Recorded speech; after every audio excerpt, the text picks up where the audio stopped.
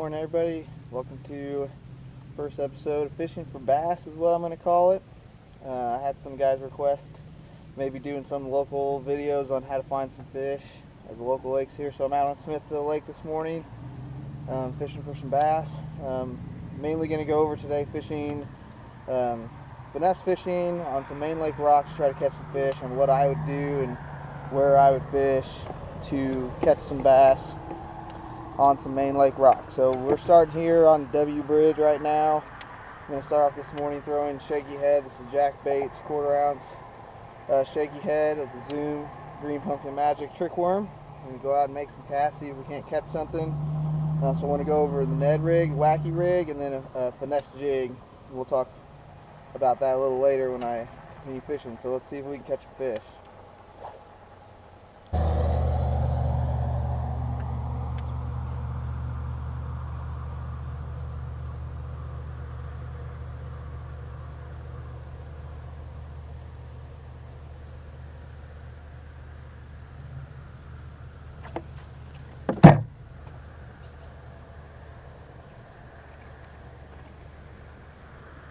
I don't know if I want to keep that on video. Poor bass.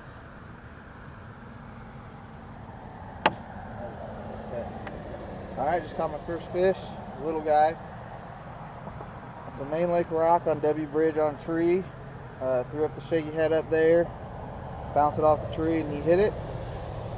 Let's see if we can get some more. We'll take a second to talk about how I like to fish shaky head, especially in the summertime. I'm a big proponent of keeping the bait moving. I'm not one that typically lets it just sit on the bottom. I definitely think that'll work and get you bites, but how I like to fish a shaky head is to always keep it moving. You know, I want it to hit the bottom, stand up, sit there for a second, you know, less than a second, and I want it to hop up in the air, come down, hit the bottom, hop up. So I'm just constantly hopping it up off the bottom. I think a lot of times what that might imitate is like feeding fish, or, you know, maybe a small bluegill or a small bait fish feeding off something off the bottom. I think that's a lot of times what leads to the strikes, is continually hopping it up off the bottom as I'm fishing. So that's just how I like to fish. I think you can just let it sit on the bottom, but a little tip on how I like to do it. Alright, so we're going to talk quick about finesse jig and the different types of jigs and what I like to throw on Smithville. So what I have here tied on is a impact fishing finesse round head jig. It's got a completely circle head on it. I don't know if you can see that. This is peanut butter and jelly. Comes with a preset thing for some rattles in there if you're a rattle person. Typically when I'm fishing finesse style or think it needs to be a finesse bite, I'm not going to put rattles on it. So what I do is, you know, it starts off pretty good sized jig. I'm going to go ahead and trim up the skirt a little bit here. Just take some scissors and do it over the water's edge here real fast. I'll try to get all the strands you possibly can down.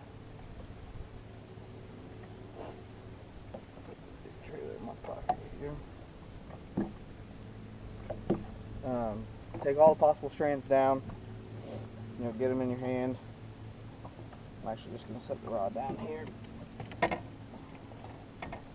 Get them down there, and then I'm actually going to cut it not straight across. I think that's one of the keys. You know, when you're trimming, you don't want to cut straight across. You want to cut two different angles. So we're going to cut that way. We're going to grab all the hair again on the other side. Cut this way. I definitely don't like to just cut straight across. So see what that does. Shortens up that jig, makes it a little bit more compact. I like the different length skirt hairs. And we'll talk quickly about the jig trailer. The jig trailer I like to use, definitely net bait, the pack of chunk. I use anywhere from the pack of chunk tiny, regular pack of chunk, large pack of chunk. I use them all. Today we're just going to throw the regular size one, peanut butter and jelly. Um, I generally like to match the jig color and the plastic color. I know there's some, there's a lot of talk about whether you should do that or not, or want a contrast color. I like to match it. That might just be a in my own head thing, but that's what I like to do. Just thread it on there right through the center. Push it up there. Now you got your jig. Now one other thing I'm going to do before I start fishing it, since we are going to be fishing around rock and some trees and not completely open water, I'm going to actually trim this weed guard back. So what I like to do is spread it out a little bit, and I also want to cut that at an angle towards the back of the hook. I don't know if you can see that or not, but also need to get some sharper scissors apparently. And so see, I still want some length of weed guard that goes all the way back, but I want it to be a little thinner at the top. So when that fish bites it, they're just going to push that down and get that hook in their mouth. So we got some brush right here in this bridge. We're going to try to throw the jig in there, see if we can't get a bite.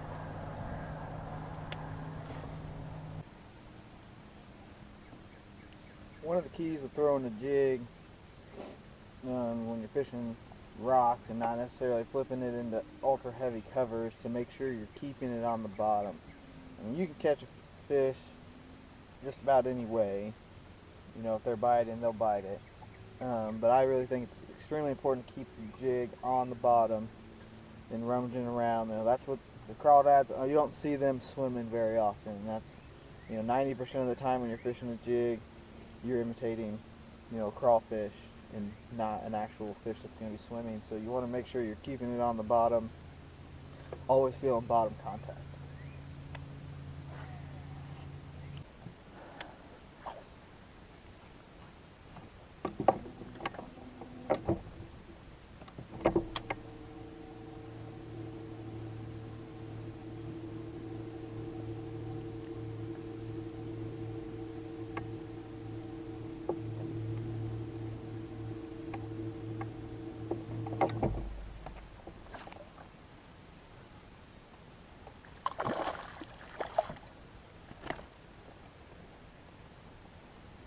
A little better fish than last time. This fish leads up to a good point on that fish bite right there that I was just thinking about, is when you're fishing finesse baits, or when you're fishing really any bait other than maybe something you're just reeling in, you always got to watch your line. On this fish right here, I saw the line move to the left. That's how I knew that there was a fish on there before I set the hook. So it's always important to make sure you're watching your line.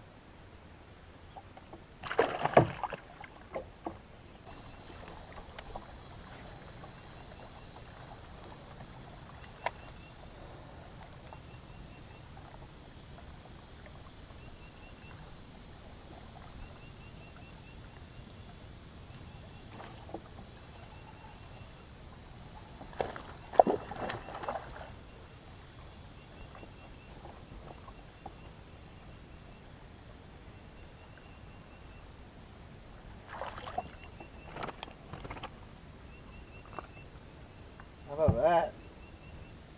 And the finesse jig, that was a situation throwing the finesse jig, drug it off a rock, and I felt something, and then my line was slack. If you're ever fishing like that and your line goes slack and you're reeling, you can't catch up, you need to reel up and set the hook. That's what the fish was running towards me. Look at this.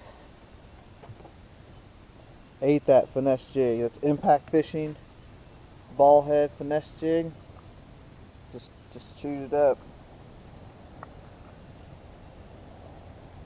And that's about a 2.5 pounder. Good solid keeper. Good solid keeper bass. Put them on the scale.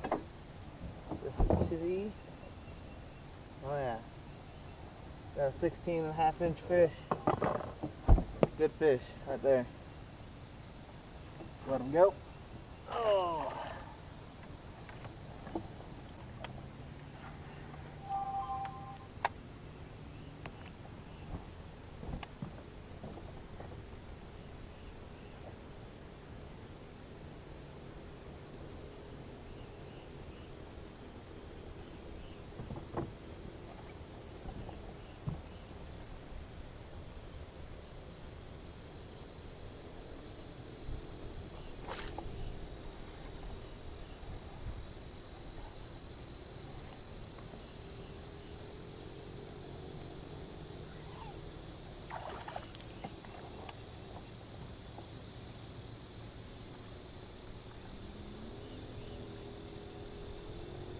Alright, another one on the Finesse jig.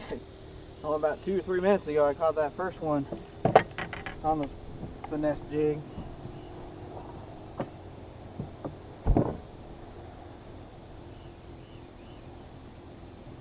That was not quite a keeper. Still good fish. Good fish on the Finesse jig. Woo! Shit. Sorry. Nice one. Let him go.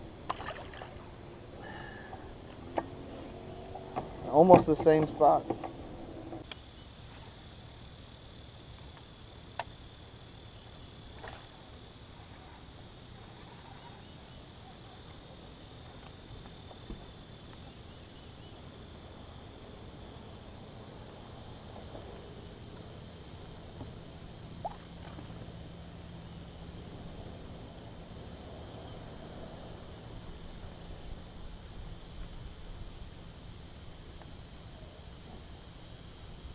You know, that's the third fish I've caught from this little stretch of bank.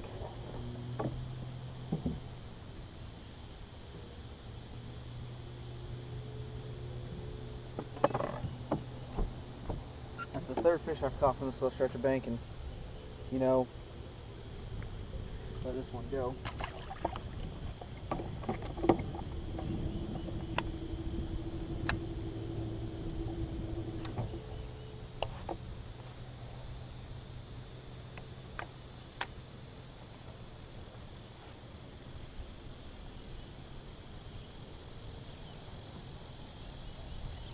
That's the third.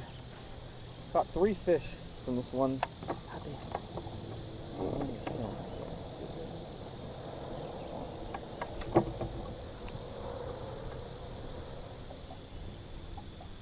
That's the third fish I've caught from this little area here.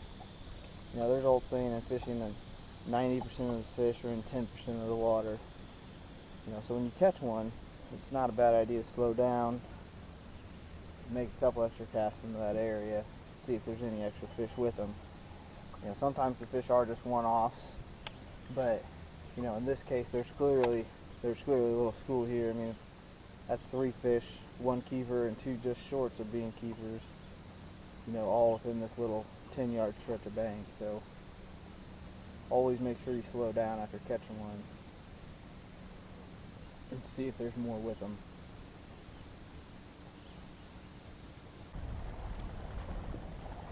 So definitely another thing you want to keep in mind when fishing in the summertime on Smithville is the shadow. So we started on bank, you know, that's in the sun. It was still pretty early in the morning, you know, 6:30, 7 o'clock. Still pretty early, but now that it moved out a little later, you know, it's 8:45 now, I went ahead and moved across the lake to a bank that's still in the shade. And so having the bank still be in the shade will prolong your bite, that early morning bite, a little bit longer. So it's always a good idea to hit the shade banks, you know, a little bit later in the morning, maybe not first thing in the morning, because they're going to stay a little bit better, a little bit longer. Alright, so let's take a minute and talk about the wacky rig. A wacky rig, if you watch any of my tournament videos, you're probably like, man, he always catches them on a wacky rig. You know, he throws it a lot. And that's completely true. Wacky rig is one of the best rigs out there to catch fish at any time. If you're around fish, if you know there's fish in the area, you know, I'd highly recommend putting a wacky rig on. You know, throwing it out there, letting it sit, twitch it. You know, there's different ways to work it. I really like working a wacky rig with the jig head. So I don't know if you can see the jig head there with the weed guard. The weed guard's really skinny. I don't know if you'll be able to see it on camera, but that's how I really like to throw it. I can cover water a lot faster. You know, if there's a fish, you know, there's a log right over there that I got this out and flipped to. You know, if there was a fish on that log, he would have bit this wacky rig. There's no doubt in my mind that he would have bit it. You know, if he was sitting there, there's no way that a fish lets that just fall and, you know, flutter right in his face without wanting to just eat it up, even if he's not hungry or feeding. So wacky rigs, you know, it'll always catch them at Smithville. I mean, a wacky rig Cinco last year caught me an unbelievable amount of fish. You know, this year I've upped it. You know, I have like basically a 7-inch worm on here now. I mean, it's a big worm, and it's led me to catch bigger fish, but I definitely haven't caught as many fish this year as last year. So I mean, if you just want to come out and catch some fish on Smithville, I would highly recommend getting you a wacky rig, a pack of Cincos or Yum Dingers. You know, if you can afford Cincos, I'd go Cincos. If you can't, I'd go Yum Dingers. Save a couple bucks, but there's no way I would come to this lake and fish without without putting the wacky rig on there. Alright, so the last rig that I want to talk about today that we've been throwing, finesse fishing on the main lake rocks is kind of what we've been doing today. The last rig I want to talk about is a Ned rig, and I don't know if a lot of people haven't heard about the Ned rig or not, but it's really, really basic rig, that catches a bunch of fish, Now, on Smithville, I haven't had as much luck on a Ned rig as if, say, you go down to Table Rock or Lake of the Ozarks or Truman Lake or anything. It's a little bit clearer. I mean, water here's got some decent color to it, so I don't throw the Ned rig as much, but basically a Ned rig is just a mushroom style head. I don't know if you can see that. It's a mushroom style head and then a little stick worm. You could cut a Cinco in half. I generally throw the Z-Man, they're called turds, TRDs, because they look like a little turd, and they're made with elastic, so I mean you can stretch that thing out and it just pops right back to place. That's generally what I throw. I mean, it's a real finesse, do nothing. It just kind of sits in the water and shakes with the current. But it's another really good rig. I mean, if you want to catch numbers, I've caught better numbers at Table Rock and whatnot, but if you want to catch numbers of fish, this is where it's going. It'll catch big fish too. It's not just a numbers fish. Numbers bait, a lot of guys won't throw it because they think, I'm only going to catch a bunch of 12 inchers, but you can catch some giants on it as well. Alright everybody, thanks for tuning in. Episode 1, Fishing for Bass. We focused on fishing main lake rock, finesse techniques, Ned rig, shaky head, finesse jig, and wacky rig. We caught some fish. It wasn't a great day, but middle of July, you have those days where it's real tough. So I'll go ahead and I'm going to put the video together. Please like, share, comment, subscribe to my channel. If you have any feedback, feel free to just give it to me. If you hate it, let me know. If you love it, let me know. Thanks for tuning in.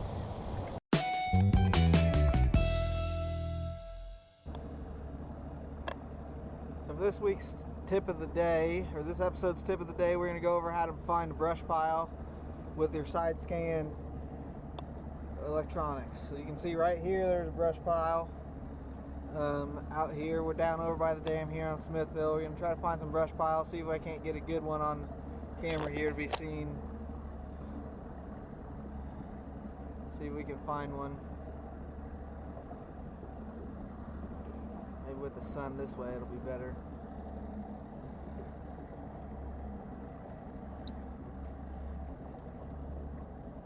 Let's see a little better.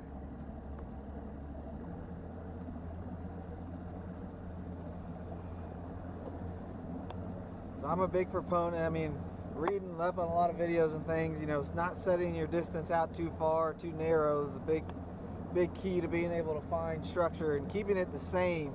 Don't go about changing it all the time is also beneficial.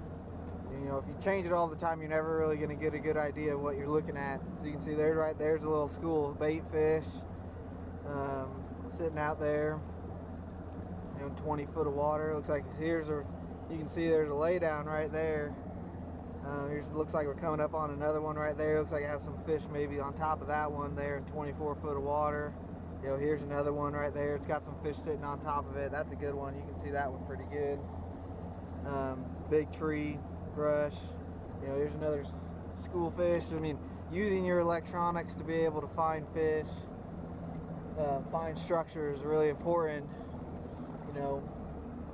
This isn't a high dollar unit by any means. I bought this unit for $400, so you're not looking at anything extremely expensive to be able to get you a decent unit that gives you some side scan functionality. We'll go ahead and look at it now with the side scan and the 2D at the same time. So your traditional sonar here and your side scan over here, and we'll see if we can find see if we can go across one of those brush piles again.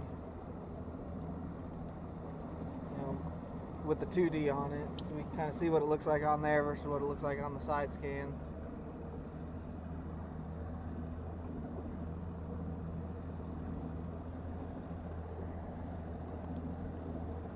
See if we can find it. So here's all my prop wash from when I drove by earlier. So here's the brush pile right there. So let's go ahead and I'm just going to pause that so we can take a look at it. I'll turn the motor off so you can hear me. So you can see right here in the regular 2D what that would look like. What it looks like.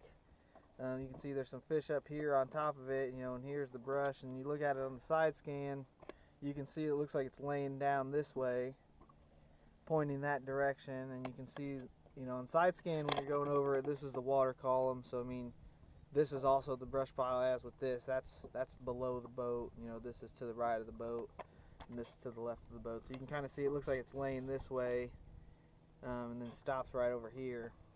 And you can see what it looks like on the 2D versus what it looks like on the regular D there, or on the side scan versus the 2D. So that's your tip of the week, using it.